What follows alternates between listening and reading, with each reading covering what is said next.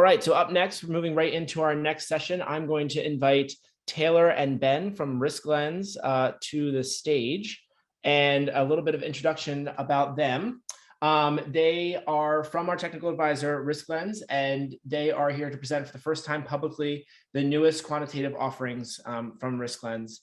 And as FAIR Institute members, you are getting this information first before the rest of the larger community and the larger space. So please come with questions, and Taylor and Ben will definitely be sharing information on how to get more involved in accessing these resources. And Ben, I just saw you come up here, and let me throw up a quick pin so that I can get you in for the recording. Great. All right, so before handing it over, I want to introduce them both to you. So Taylor Mays is a product manager at Risk Lens, and prior to joining the product team, she spent several years on the professional services team at Risk Lens, where she helped organizations operationalize cyber risk quantification. Taylor is based in North Carolina with her adorable pups and her husband. Ben joined Risk Lens as a data scientist in 2019, and he has worked to incorporate modeling research and data partnerships into new prototypes as part of their innovation accelerator team. Last year, he took on the management of the data science team and is now helping bring those modeling developments to product. So I'm going to turn it over to Taylor and Ben right now. Thanks so much. I know I speak for both Ben and I when I say that we're so excited to share this with you and really interested to see your reactions and any questions you may have. So without further ado, we'll jump right in. So I wanted to start a little bit with some background. As we all know, many of you on the call have probably experienced some of these questions, dealt with some of these things in your day-to-day.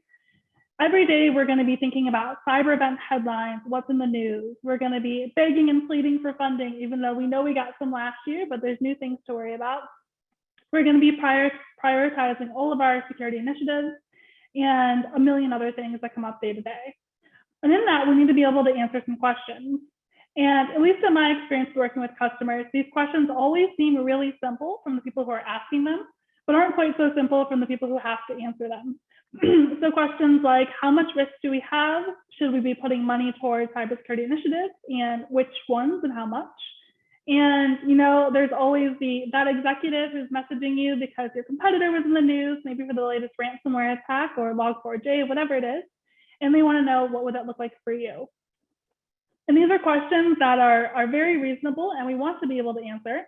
And many of us can answer them today, but there's actually a lot that goes into answering those quote unquote simple questions. So in order to do that, I'm relatively certain everyone in the audience probably feels pretty strongly about CRQ, just like Ben and I do.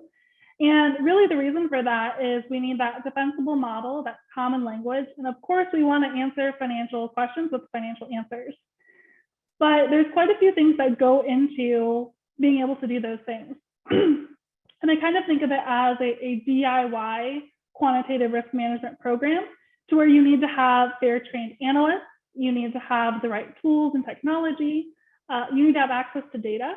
And with the data, there's a few different paths you can take. There's internal data, but good news and bad news, these events aren't happening all the time, which means there's not going to be a surplus of data for you to use. You can also look at industry data, and we have the opposite problem. There is so much of it, and trying to sift through it and see what's important and what's not, and how to even tie it back to you in the first place. What was their sample size? Where is my statistics degree? We're not all Ben, and we can't all do this on our own, which luckily for us, we don't have to. But then even once you have those pieces, you still need a way to consistently and coherently estimate your values, to where I'm a recovering auditor, as I like to say, and we always talk about documenting your work in such a way that you can go back and a different auditor, a different analyst, a different person could come to the same result. And that's really that consistency and coherence that drives that. And that can be really hard to do, is to do the same thing again and again, that kind of perfect way. And then the kicker, which James Lamb actually brought up earlier, along with some others, is even if you get all of those things, we still want this context to drive the decision making. And that context is hard to get sometimes from your own organization. We all know what $10 million, $100 million, whatever it is, we know what those numbers mean inherently. We don't always know what they mean in the context of the bigger picture. So if we're thinking about that $10 million for a ransomware event, is that normal for my industry to have that much risk? Is it just kind of one of those things that comes with the territory? Or is there something strange about us that's making us have that higher risk? And if so, what could we do to begin to mitigate it? Without kind of looking outwards, you don't always have that context. So these are all the things we were thinking about. And what this really happens as a result is smaller companies are left out, or companies that don't have as many resources are left out, or companies that aren't ready to do that kind of big change management overhaul and really kind of rip out the old and put in the new, like some people we've heard from say, they get left behind as well because they don't have the time, the resources, sometimes the desire to build that DIY CRQ program. So with that, we took all of this information and we thought about all of the resources that already exist, the knowledge that we have in-house at risk funds, and we thought we'd find a way to truly bring risk quantification for all. So with that, I am very excited to introduce the risk fund's My Cyber Risk Benchmark. And what this is a tool to allow you to have rapid, consistent, self-service cyber risk reporting. And what that means is you don't need that analyst, you don't need any tools, technology, any of that. You don't need to worry about your own data. You really just need to go access this thing and really just start utilizing the insights we provide. So what this looks like is we're going to have tailored industry insights for top of mind cyber events. With those insights, there's going to be a couple big hitters we want to focus on. The probability of occurrence. So how likely is this actually going to happen to me based on who I am as a company? How much would it cost if it did? And then we're going to go one step further and break down that cost into the key drivers. So does it cost so much because of revenue loss? Or is it the fines and judgments from our regulators because of our industry? Or maybe it's just the incident management that's really driving it. You're going to get all of those insights from this one report. And really what that enables you to do is have those conversations with whatever audience it is you're talking to in the language that they can understand without needing to do all of that kind of homework and research and work up front. And really begin to create that awareness and begin to prioritize what's most important and what to focus on, because you'll not only have the context of your own company, but we're also going to be giving you the context of how that compares to organizations in your industry similar to you. And I know, especially coming from me, I could be a little biased, I'll admit that. So rather than talking about all the benefits, I wanted to actually show you guys the report and definitely get your thoughts. Here are the questions you have to have. And then we have Ben from our data science team on the line as well. And he's going to walk us through the report methodology, some pretty cool data insights we learned along the way, and help me to answer all of those excited fair questions that are way out of my data science league. So with that, I'm actually going to hop over from the presentation into the report and give you guys a sneak peek. So you should all be able to see the report on the screen now. What we're going to look at first is not actually our core offering, but a baby step that you can get completely for free to put you on that right track. So I'm going to hop over onto this industry side. A couple of things I want to point out is we're going to have some filters to really start to hone in on who you are as a company. So you're going to choose your industry, your region, and your employees. And it's going to take those parameters and pull them back and sift through all the data and populate the report with actually what matters to you based on those demographics. So for each of these reports, you're going to have a total of 7 categories or themes of risk.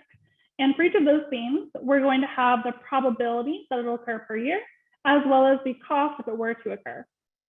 So in this case, in the accommodation and food services industry, for companies in North America with 1,000 to 5,000 employees, the highest risk category is insider error. Probably not a big surprise. A lot of badness can come from those little mistakes. And there's a 3.9% chance they could have an event that falls in this category in a year. And if they did, we expect it to cost about $33.7 million on average. And we also can drill into some more information. I'm not going to spend a ton of time here because we're going to see something else in the benchmark report, but we are going to have more information on what we mean by insider error, some text describing the results down below, and then some additional values here as well. So we're going to take this probability of a kind of general insider error event, and we're going to break it down based on if it's a data breach or if it's a business interruption. We're also going to go a step further, and we're going to take this total cost, and we're going to break that down as well into the financial loss categories. And of course, we have this other side over here, which is just begging us to want to know what it is we're missing out on. If you are to upgrade to the benchmark report, which is again that next step or core product, there's quite a few more things you get. First of all, on the industry report, I told you we have those 7 categories. 3 of them are going to be visible for you in the industry report. So as soon as you upgrade to benchmark, you immediately have access to all 7 versus just the 3. But really the benefit is we're going to zoom in a little bit closer on your organization and compare that to the industry as well. So you're going to see my filter grew quite a bit over here on the right-hand side. Now we're also going to look at our revenue, the record type, the records at risk, and our security posture. And that's going to allow us to zoom in much more closer to who you are as a company and begin to see what does that risk look like for you as a result. And one of the things I really, really like about this report is it's not meant to be static. These filters, you can change them all day, every day, and look at all different things, whether it's just in your industry or across industries. And for myself personally, if I were using this report, I would definitely be using this records at risk to really kind of think through and model key systems or key data repositories or key things I'm worried about to say, if I have this giant repository of 1 million records, what different kinds of events could happen that include that type of data repository? What do those look like? And that kind of helps you to see that there may be insider errors more likely, but maybe insider misuse costs more. Or we always talk about scary things like ransomware, which is one of our categories as well. There are plenty of events where those cyber criminals go one step further and they don't just lock your data, they're going to take a copy of it as well to apply a little extra pressure. You can also see what that may look like as well based on the data type and the amount of records in that system you're concerned about. So again, here we're still going to have this industry data, but we're going to go a step further and compare it to your company as well. So right away, the first thing you're going to see is this headline that your company is less likely to experience an insider error event, but unfortunately, it's going to cost quite a bit more for your company. And what you can also do is kind of play with these filters and toggles and see what are the different things that triggers that. What are those levers that make this change? And as a little bit of a preview, Ben's going to give you a hint as what those levers probably are that are driving these things to help you start to make some better decisions. And again, we're going to be able to dive in. Similarly here, we're going to have those breakdowns of the business impact likelihood by whether it's a breach or an interruption and the different forms of loss. And we're going to see this again for each of these 7 categories. If I scroll down, I'm going to see the same type of data here for remaining categories. These categories look familiar, then you probably are a big fan of the Verizon DBIR, just like Ben and I are. More to come on that as well. But the last piece I wanted to show you before I let Ben start to walk through the methodology and answer all the questions I'm sure you have is down below, we even went a little bit further.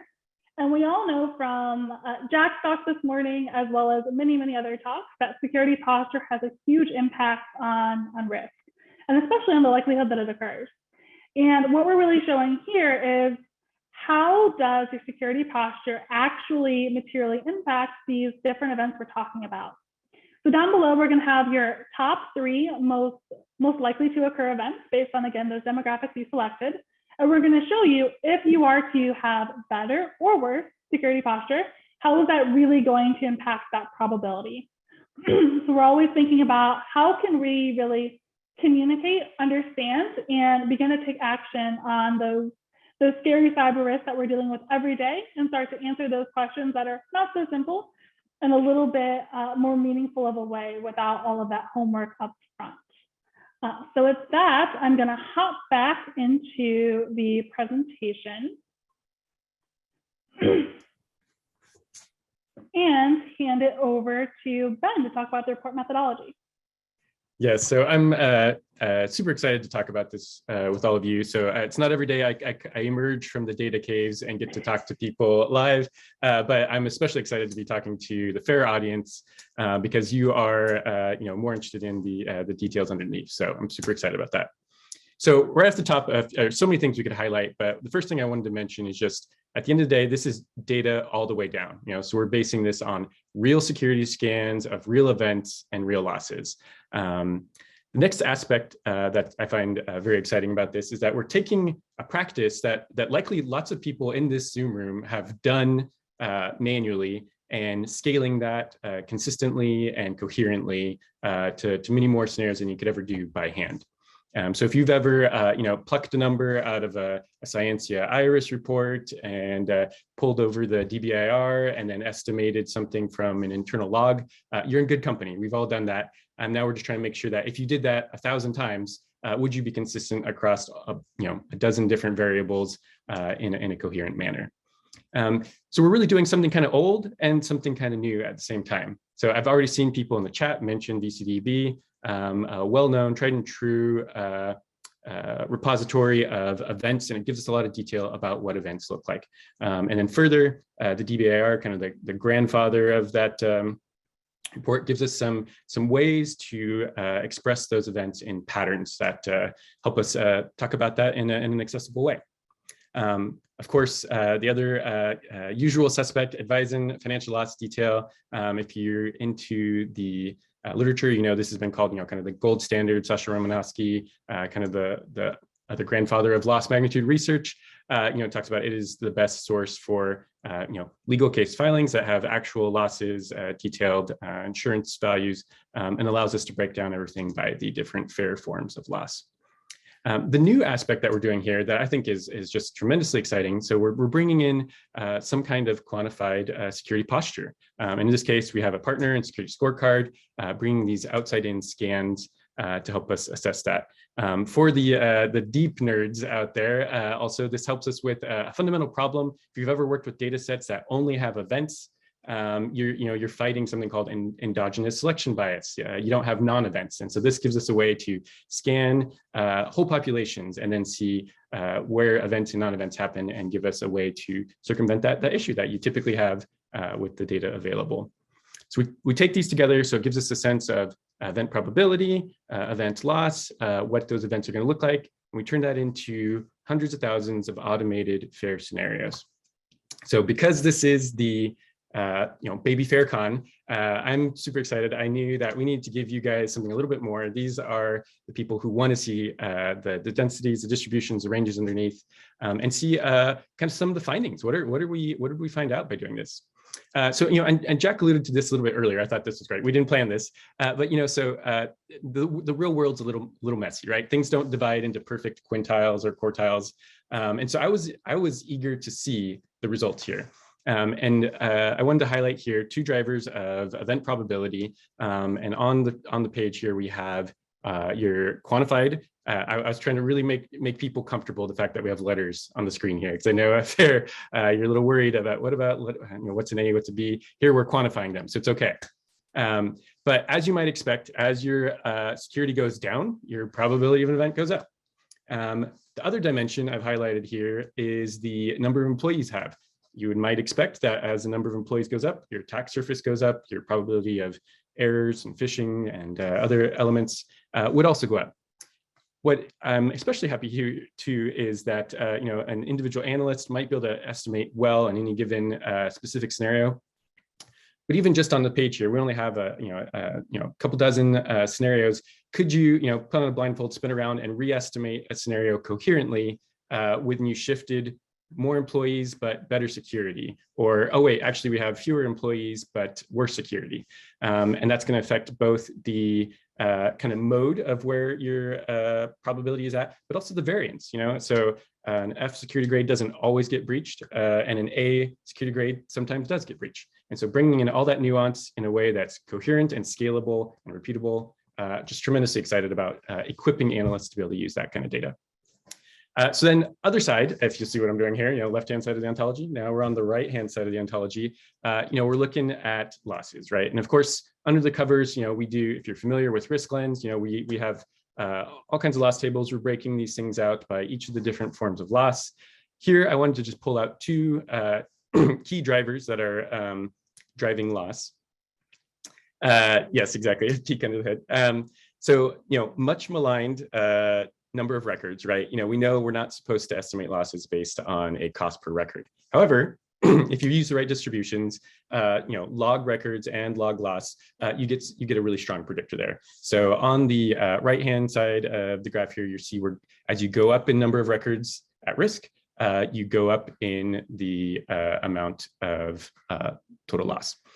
Similarly, the revenue of the firm is also a strong predictor. And so as you go from low revenue to high revenue, you increase in the magnitude of loss as well. So bottom left, we have a small number of records for a small revenue company.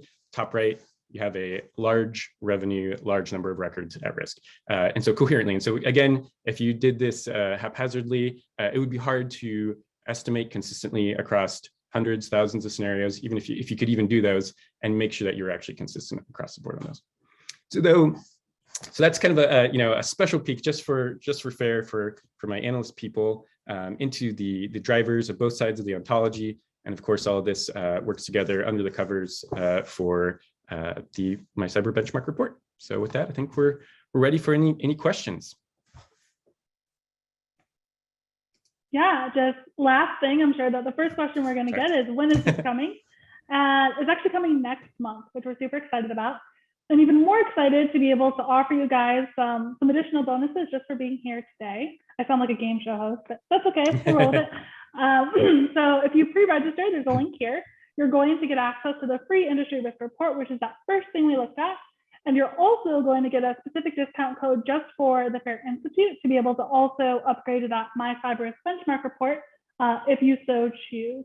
So highly recommend reaching out. It'll take 30 seconds to pre-register. You're not bound to do anything with that, but it will allow you to get further contact, get that discount code, and start to receive some great discounts on this product that's coming out next month.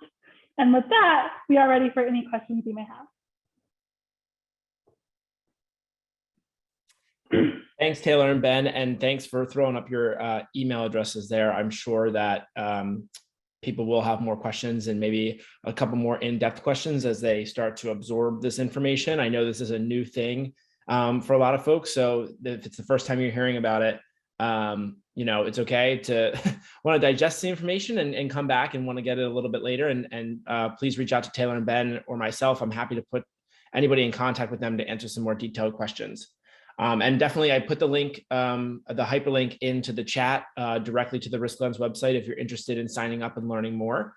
That should be available in next month, as Taylor said. So we have some questions coming in here. First, are there any plans to use additional sources beyond Unveiling data for the reports? Sure. So yeah. So presently, we use multiple data sources. Both for on the scoping side and on the loss side. The goal is to, of course, just use the best data available, and of course expand to new vendors. On the security side, and we're completely open to that on the loss side. The reason why we do use Unveiling primarily at the current point is it's the best data. So that's definitely where we're at right now, but we have no objection to including more and good data. So that's of course part of the plans. Fantastic. Thanks, Ben. Next question here. Any ability to, quote, customize the regulatory incident costs? For example, privacy laws in Canada different than the US within different breach costs or something like that?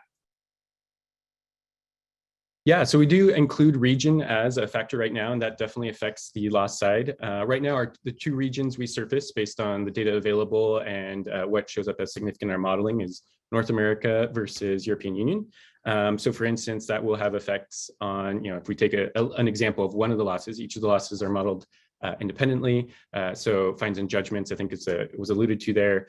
So your probability of fines and judgments will be higher in the European Union, but your losses might be higher in the US. And so that is incorporated into our modeling presently. And again, as more data comes available and we're able to support further subdivisions of regions and whatnot, we look to be able to do that. So right now that is available, North America, European Union. It does affect the conditional probabilities of different forms of secondary loss and also the magnitudes of those.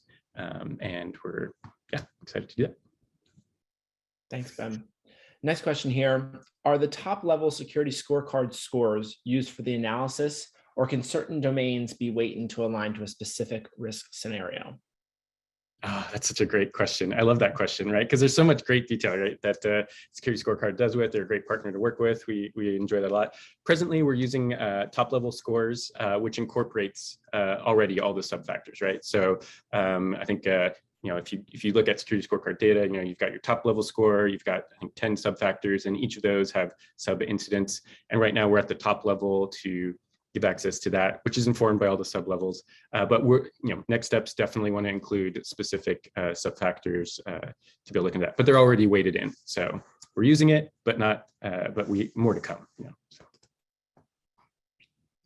All right, more questions coming in here.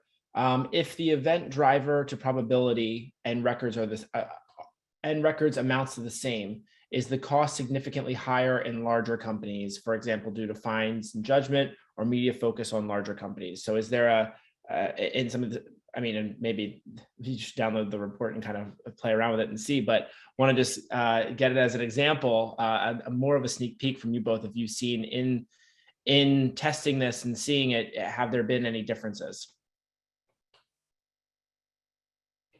So I'm not quite sure I caught exactly the question there. Did you have an idea there, Taylor?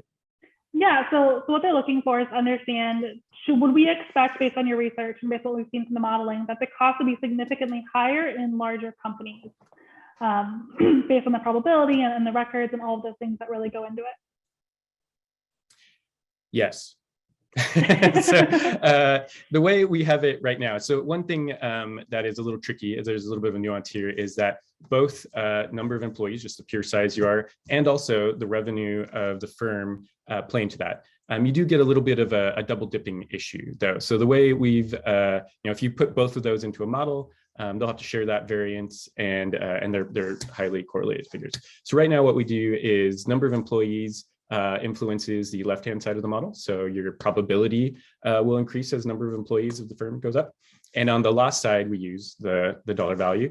So revenue influences the right-hand side, and so both influence overall exposure, of course. So if you have a lot of employees and a lot of revenue, then congratulations, you're both more likely, and it's going to cost more. But yeah, both of those influence both sides of the model at present. So awesome, thanks, Ben. Are there any demos of this report that we can present to get buy-in (parentheses money) for acquiring the paid version of this? So I don't know what the timeline is for releasing, or if you guys are planning to release demos with the release of the actual product. Maybe a little bit more information on that. Yeah, I love the way you're thinking. First of all, love the excitement. We'll actually be doing a series of webinars related to the content. We'll be doing this demo all over again, and of course, we have this recording available as well. And also, of course, feel free to reach out if there's anyone that you think would benefit from a little bit closer of a look at that benchmark report, and you want a hand with that. We're always willing to kind of reach out and help with that as well. So you have our emails, especially you, Tyler. So feel free to reach out with any of those requests, and we'll be happy to support. Thanks, Taylor. A couple more questions that came in here, more about using outside data from Security Scorecard or BitSite, Risk Recon, a couple of these other places. Trying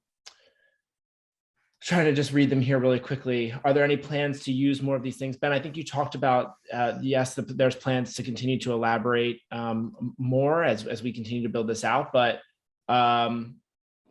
each of these services is slightly different. Anything else you want to kind of add to that, to using more data after the launch and once you've started building it up a little bit more?